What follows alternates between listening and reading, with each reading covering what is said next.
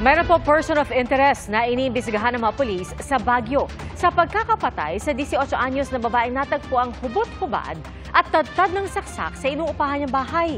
Ayon sa mga pulis, posibleng kakilala ng biktima ang nasa likod ng krimen. Saksi si CJ Torida ng GMA Regional TV.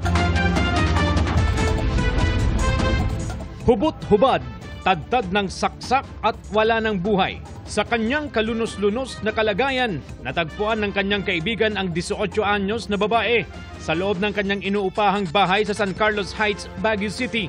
Ayon sa pulisya, hindi raw sumasagot sa text message at tawag ang biktima, kaya minabuti ng isa niyang kaibigan na puntahan sa kanyang boarding house. Initially, meron po siyang 6 na stab wound sa kanyang right neck area. Kalat yung tubo dun sa crime scene and may indication na may struggle po tayo. Bukod sa tinamong mga saksak, nawawala rin ng cellphone, pera at iba pang gamit ng biktimang si Casey Gabriel Labayan, maging ang patalim na ginamit sa krimen. Ayon sa mga otoridad, hinihintay pa ang autopsy report sa biktima, pero may hawak na umano silang persons of interest.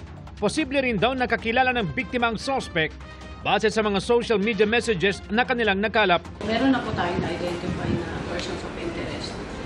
Sa ngayon ay in-establish po natin yung link na pwede ma-edit natin para talagang sila yung masabi natin na suspect. Possible po talaga, kilala po niya itong suspect.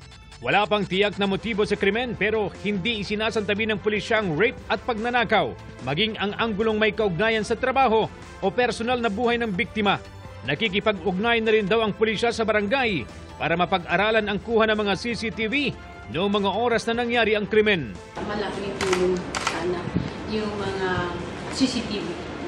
Sa CCTV sa area, CCTV ng barangay o mga establishment.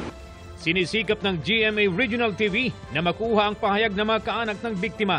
Tubong Ifugao at kasalukuyang nagtatrabaho si Casey bilang isang customer care assistant sa isang club sa lungsod.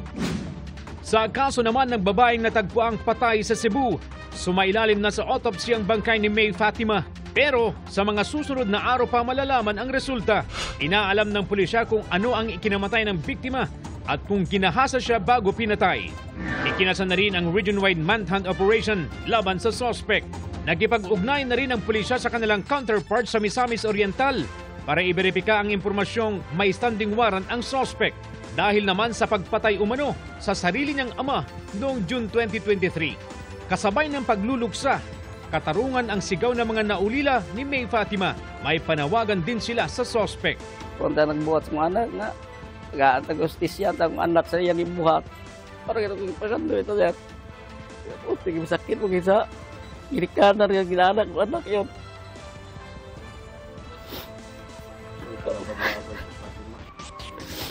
Ano no?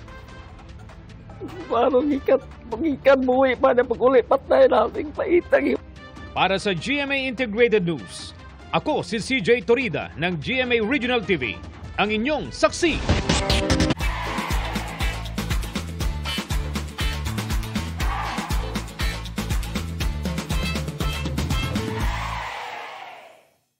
Mga kapuso, sama-sama tayong maging saksi.